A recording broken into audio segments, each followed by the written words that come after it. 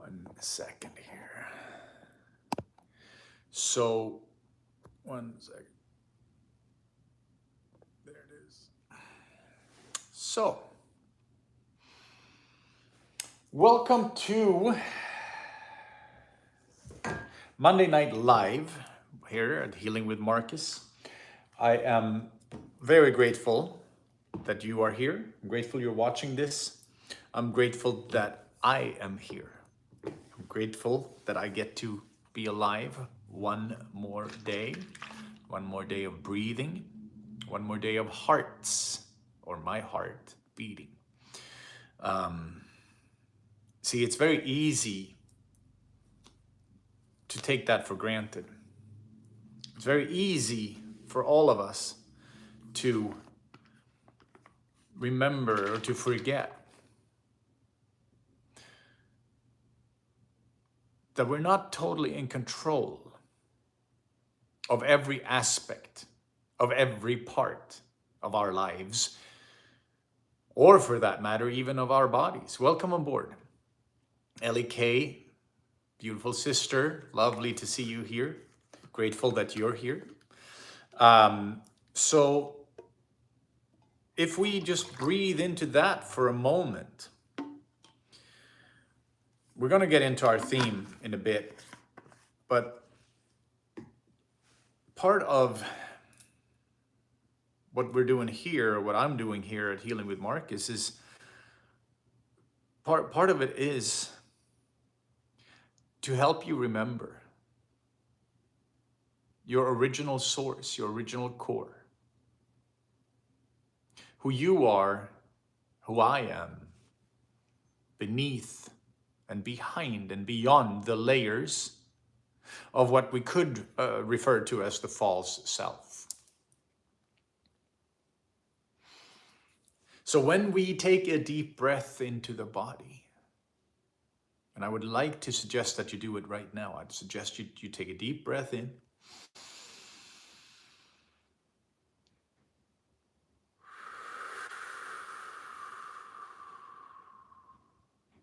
You take one more.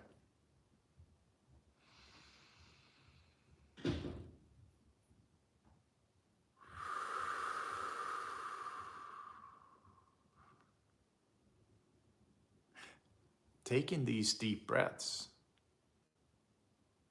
is even that is a way of helping to center ourselves.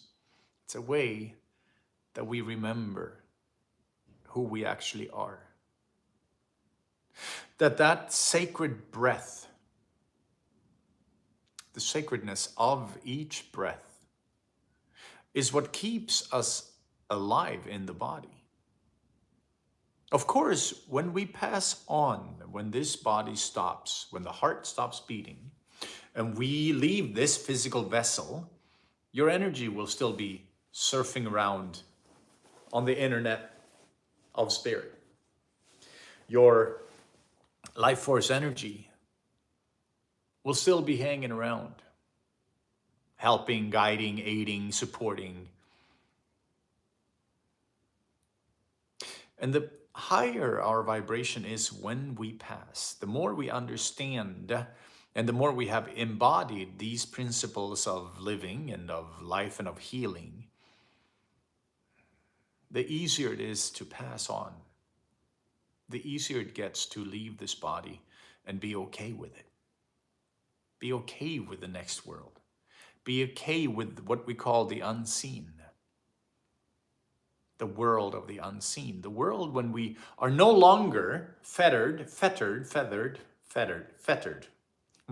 anchored into the body. We're no longer chained into physicality.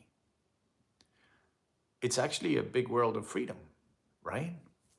It's a big world of just existence. We are part of the sea of energy. And as long as we stay in a conscious form, even without the body, we will be doing light work, right? We'll be doing the work of the angels, work of spirit guides, work of ancestors. Depending on where we are on our evolutionary vibration. Some of us have come to the end of that, and we may be able to vibrate so high that we can help others from the world of the unseen. And of course, that's a beautiful space. It's a lot like if you call on the spirit of any one of the big teachers.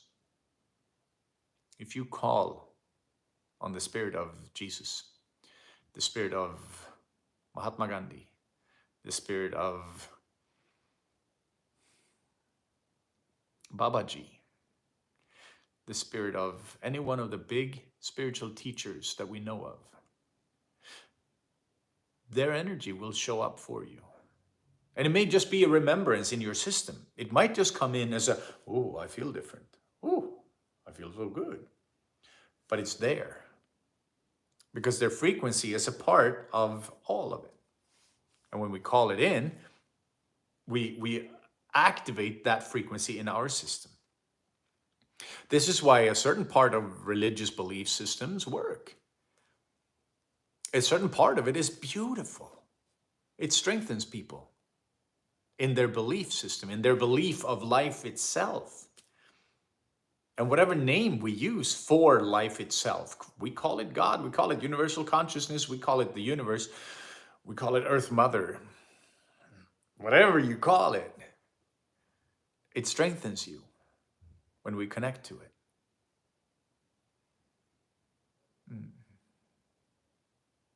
So my dear light workers, we are here to support each other on this journey.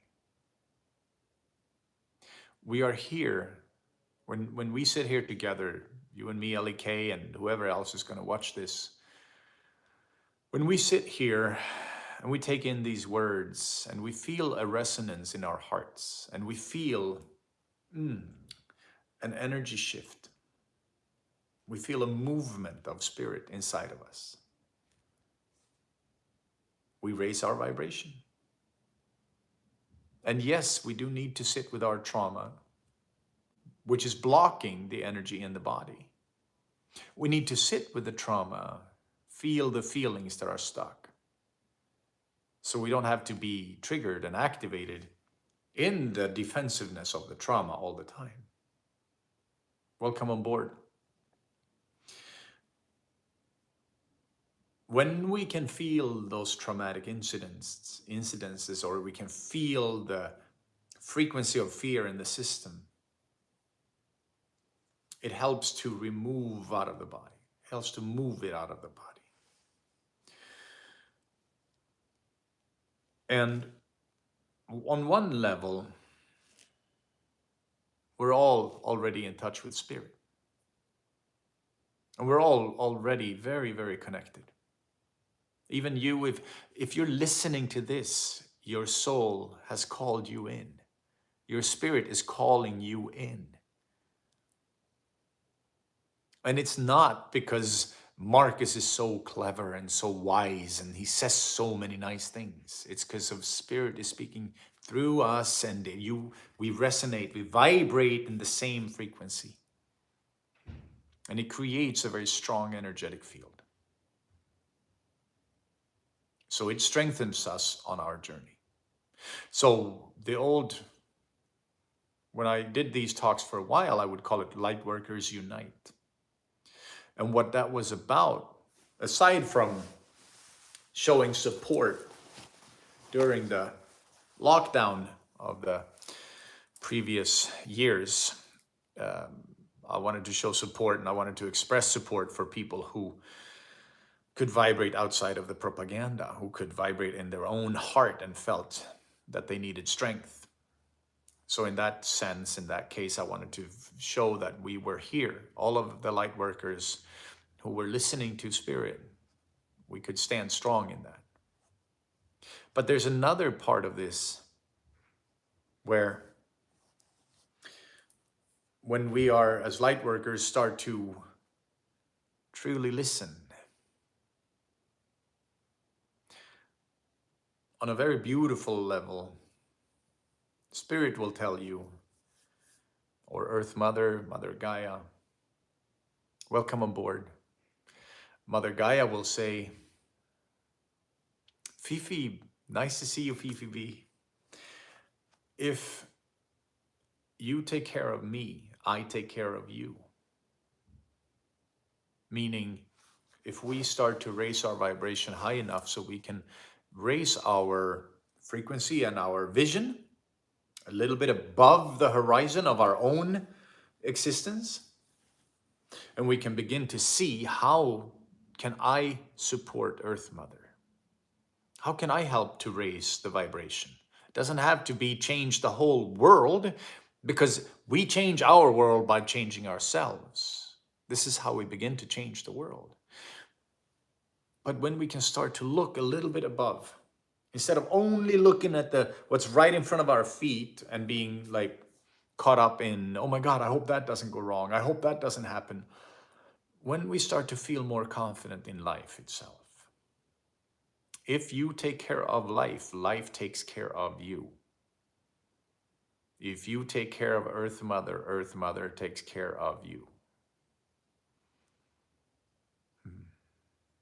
So in that sense, we don't have to worry. We can release the mind.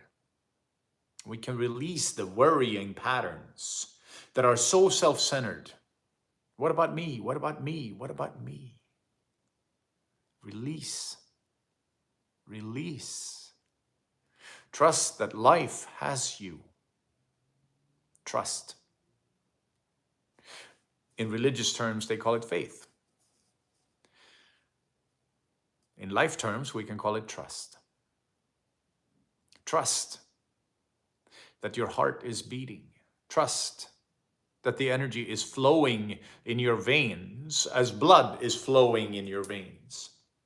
Trust that as you breathe air in through your mouth or nose, it goes into your lungs and the body does the rest.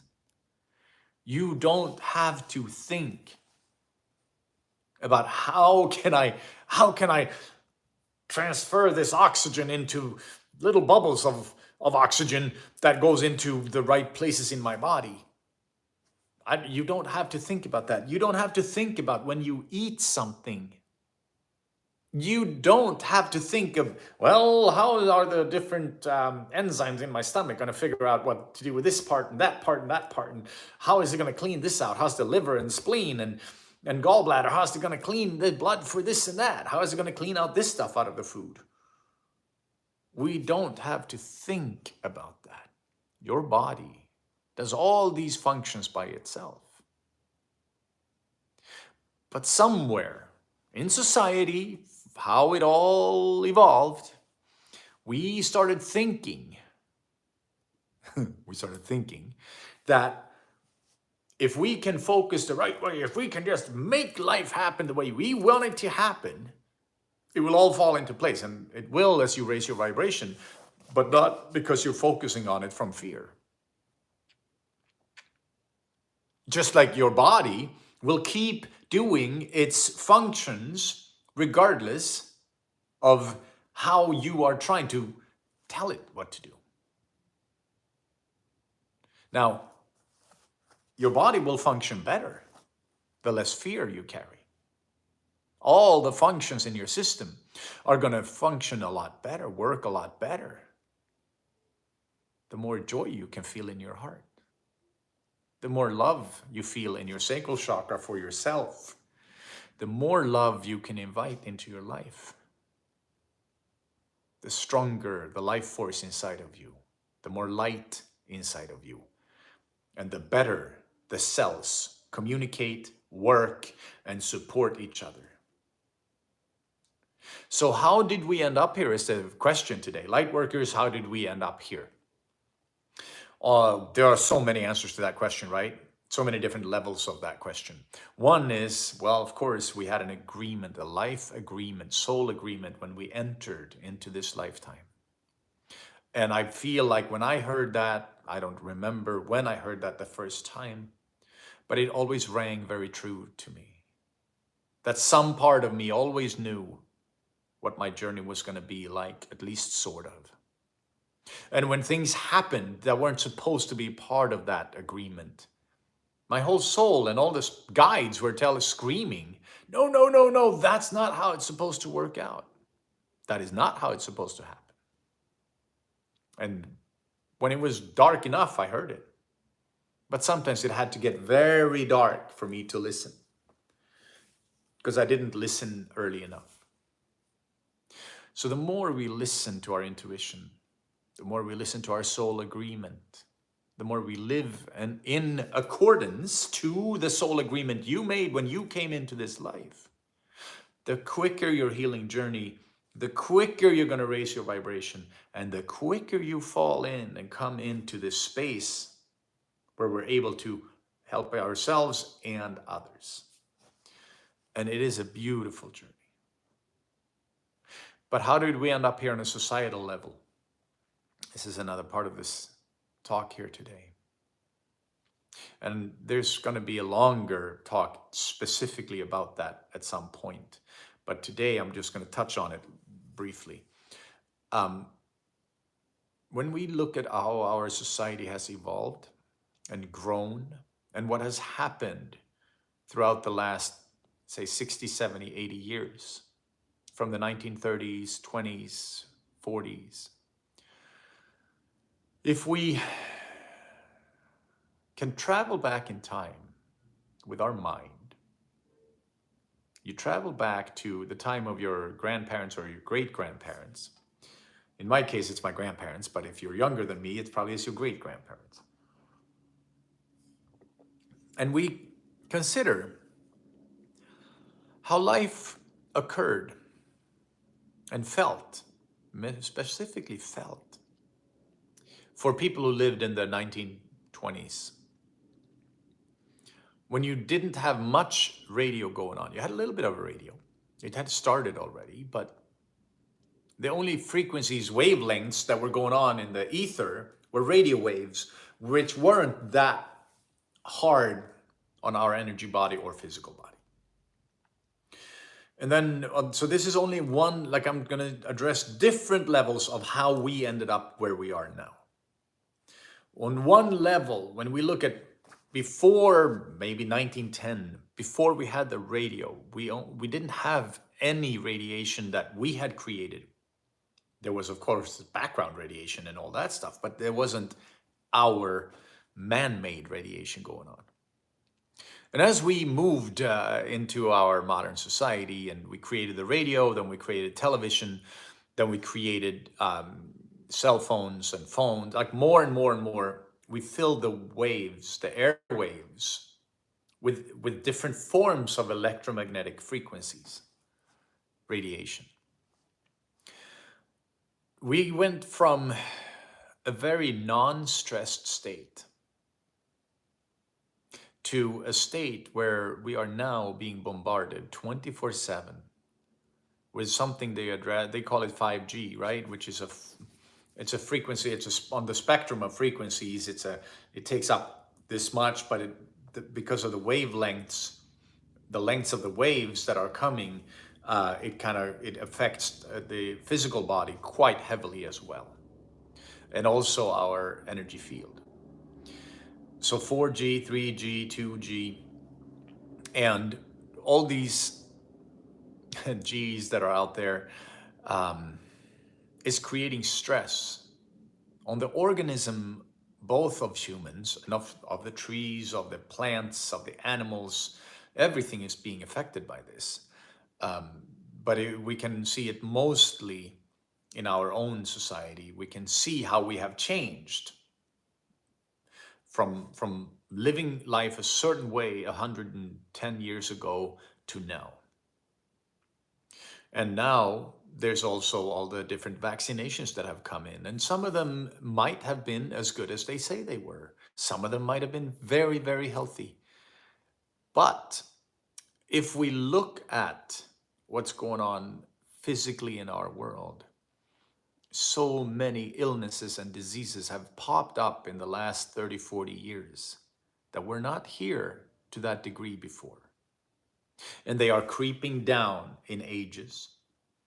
And in some levels we live longer, but on some levels we are getting much sicker than before. And you can look at that. The radiation is one part of it. the electromagnetic field that we're living in that's being bombarded. Another part of it is, of course, that we look at how we're growing our foods. That before, in the early 1900s, we were still pretty much small farms, farming communities. And then slowly we begin to develop the large monoculture farms, which they grow one crop on a big field, and they would grow the same crops year in and year out, which is depleting our soils.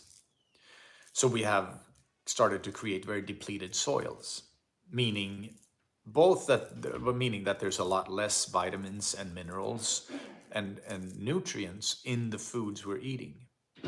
Even when we're eating organic and healthy, which I try to do as much as possible, it's not the same kind of organic that they could eat 100 years ago, because our soils are to a large degree very depleted.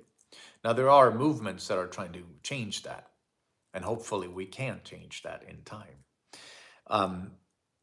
We look at the radiation in the ether. We look at the foods having changed. We look at the water we drink having have a ton of chemicals added to it to make it drinkable and safe. And of course, great not to have diphtheria or other waterborne illnesses. But the price we're paying for putting the different toxins in our system is pretty high, because our bodies still have to clean it all out. So then our pineal glands get calcified from the fluoride in the water. A lot of other heavy metals are found in our waters from the pipes. And we now find plastic everywhere, broken down microfiber, microplastics everywhere. They are finding what's called, and then, in the early 1990s, they introduced Roundup to our as a pesticide to keep crops clean, right? And they introduced it to be very healthy, that it was safe for human consumption, and that it wouldn't be bad. But the environmental people already from the beginning said, no, this is dangerous. They said this is very unsafe, because it turns out that the active ingredient in Roundup is something called glyphosate, and glyphosate doesn't break down in the environment. So glyphosate, which then, it takes care of weeds, it kills the weeds, and in a higher amount, it'll also kill the plant. That is now found in all drinking water across our Western world, at least. I'm not familiar with the rest of the world, but I know in the Western world, in every water sample they take, they find Roundup. Even in breast milk in America, they have found Roundup. So, and I'm not saying all this to be a Debbie Downer on us, right? To put ourselves down. But I am saying that we have created a system, both vibrationally, frequency from all the Wi-Fi stuff going on. We have created a system of poisonous air from the exhaust from all the airplanes, the cars, the boats, and everything. We have created water that's not very healthy. We have created soils that are depleted. We have created foods that are not very healthy. If you go into a regular grocery store nowadays, a lot of the food in there is actually not very healthy for you. If you're lucky enough to live close to a organic health food store, then you are in luck compared to the regular grocery stores. So, and we can't really count on the producers to take their responsibility, because the mighty dollar, the mighty money, is what runs where it goes, right? So when we look at also what's been happening then in our society, now, again, not to be a downer, just to be sort of shedding light on what regular society can look like. We also see that what they call ADHD has risen in our young ones like a wildfire. Diabetes is rising, skyrocketing. Cancers, which, they called it a pandemic, what we had the other year. But if you look at over the last 20, 30 years, the real pandemic would be cancer.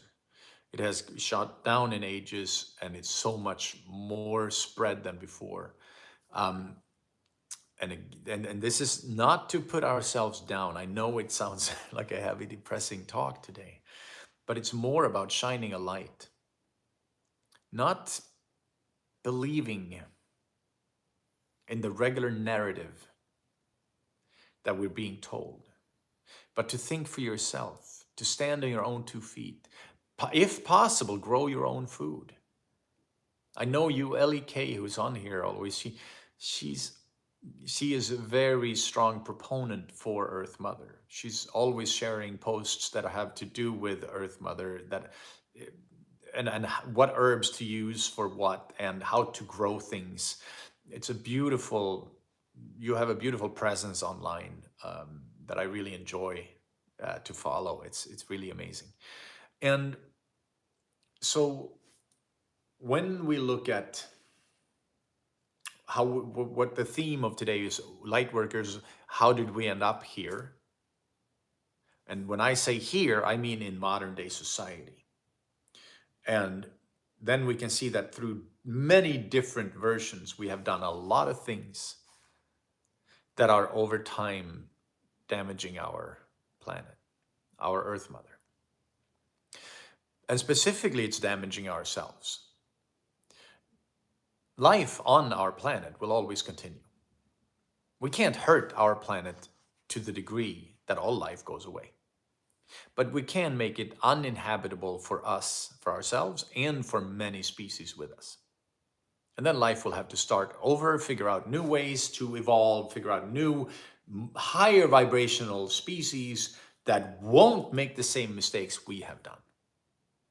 Or if we are wise enough and we listen within and we listen to what's going on in the world, and we listen to what Earth Mother is trying to teach us, then we are starting to shift into a more conscious way of life.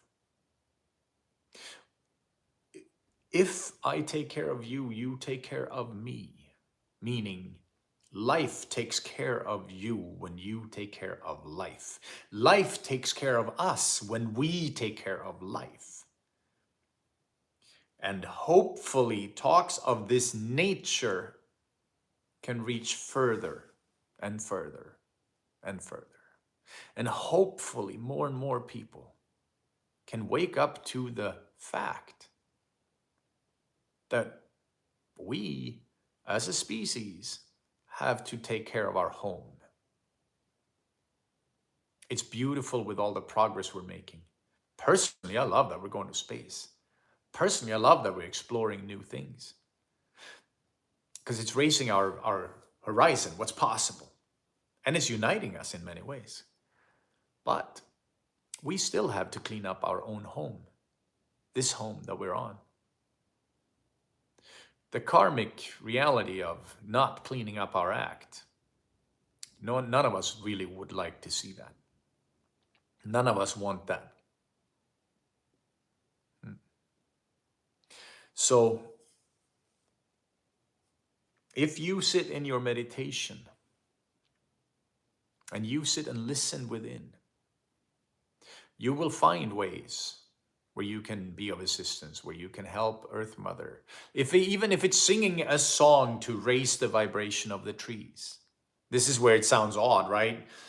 Because it's not about going out in the streets and demonstrating, even though that could help. There's nothing wrong with it. But that's not where the raising of the vibration really truly happens. It happens within you.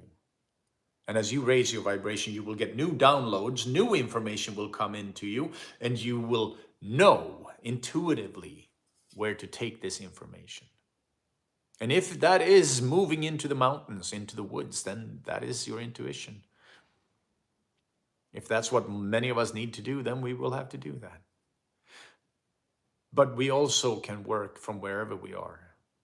Light workers, we work from our inner light.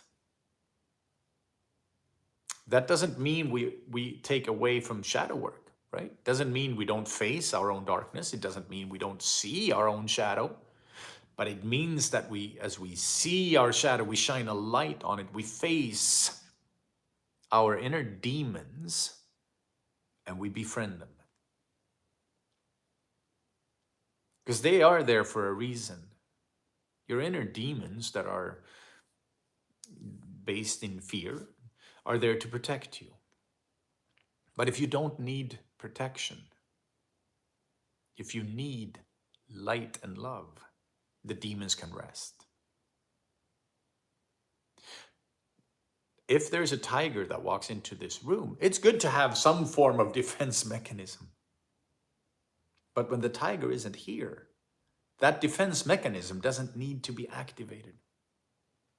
And that is part of what's going on in our world, right? We are always on the defense. We're always afraid. We're always looking for ways so we can be having more money, being more powerful than the neighbor, having a better car, yard, lawn, whatever it might be, which is all fear-based. Coming back into our light, coming back home, becoming the light worker you came here to be. You came here to, this is your soul agreement, yes? This is your soul agreement. You came here to be that light worker, to learn how to face your shadows, to learn how to face your demons so you can grow. Because we can't really fake the light. This is an important part too, right? We can't walk through life, well, I'm just going to be a light worker and I'm going to shine. Only positivity can live in this mind. No, that's not really how it works. Because we're operating from mind to create more of a mind energy. No, you're coming into your body, coming back home. Coming back home. Into your body, feeling life force energy, feeling the light that is your life force energy. This is how we grow. This is how we basically explode into the world, energetically speaking. So we shine.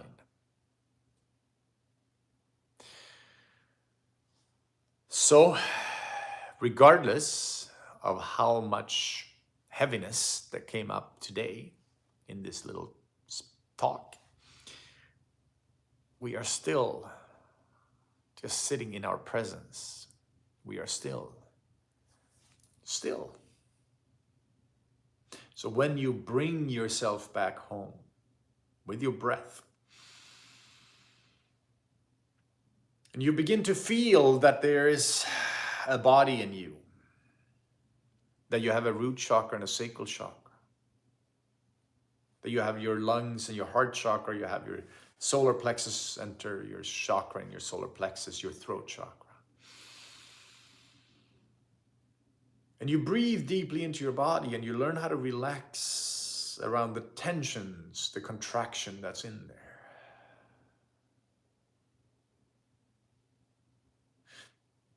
We grow in inner standing and understanding.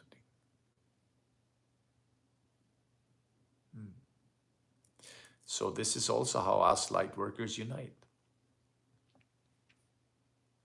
And how we start sharing the wisdom of the ancestors. Because of course what I speak on is not from me.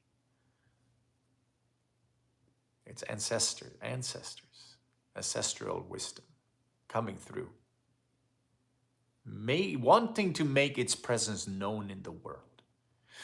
In the old indigenous tribes and societies, they respected their elders. They listened to their elders because the elders were in touch with a deeper form of intelligence. And unfortunately, in our modern world, we kind of left that behind. And nowadays, there are a lot of young people who work with the ancestral wisdom. But make sure it's coming from the ancestral wisdom. Make sure it's a deep knowing coming through. So let's do this. Let's sit together for a few minutes.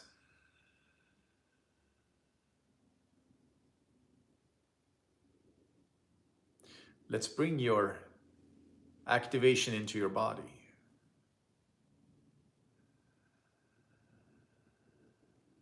Start with a few deep breaths.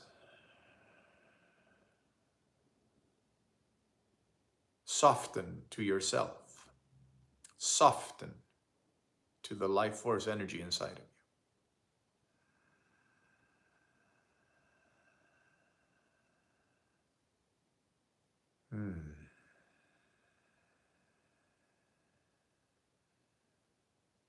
Feel the root chakra. Feel it being full of light. Feel that light coming up in your body.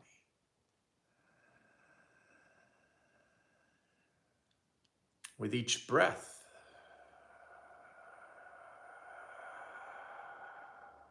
that light gets stronger.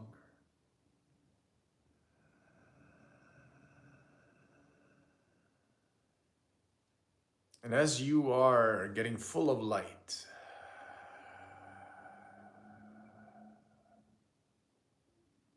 also envision your whole aura, your whole energy body being full of light.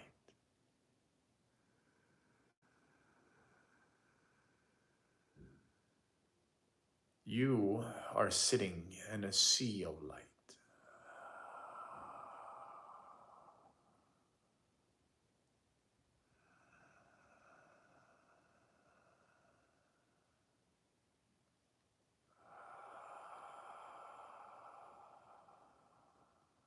Now expand that light to your whole house, to your lover, to your friends, to your pets.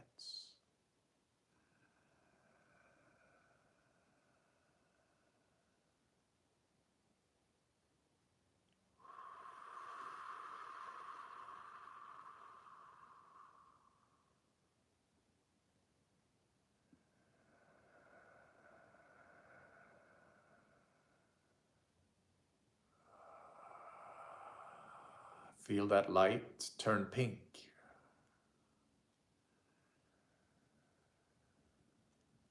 It's got a pink shimmer to it.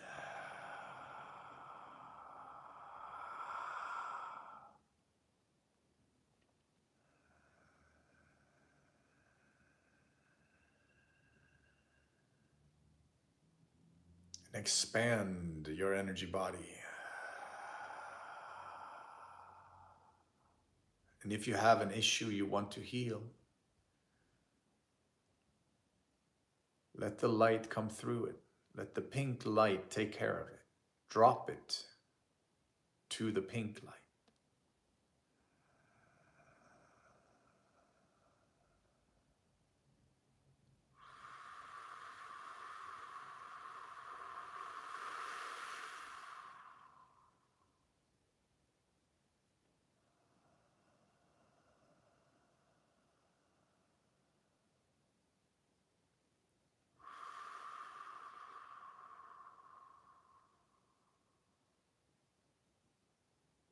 And here we are, we're meeting in the light.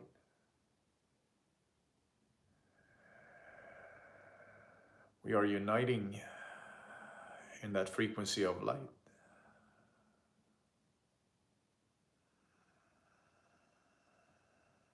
Dancing the dance of the universe.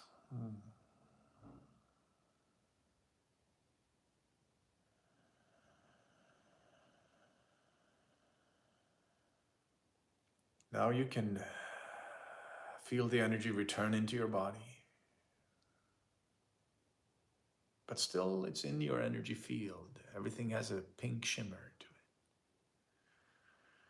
But in your heart and in your sacral chakra, there are strong, shining diamonds of this pink light.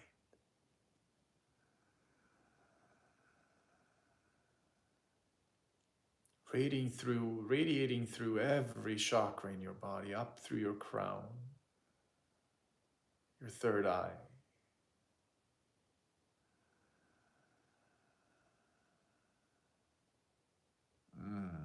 There it is. Feel the power of this light. Feel how strong your heart and your sacral chakra is getting.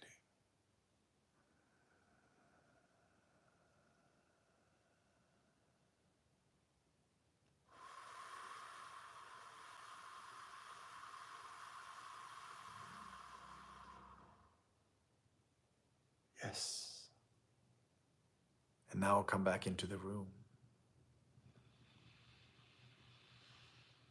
with this new sense in your body of power, of light, and of strength, and of love. Real, strong, powerful love.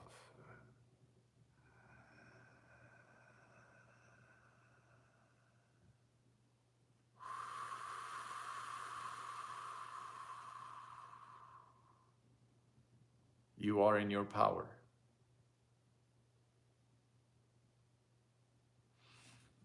I'm so grateful you were here today. Thank you, Ellie Kay, and whoever else is still here. Thank you, everybody who came on.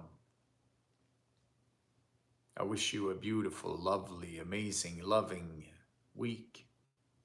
Until I see you again, until I interact with you again. Have a beautiful, beautiful week and sweet dreams. Thank you. Namaste. And aho.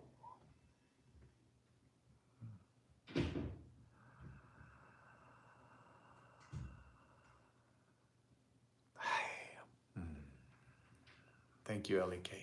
Thank you, Ellie Kay. I'm so glad you're here.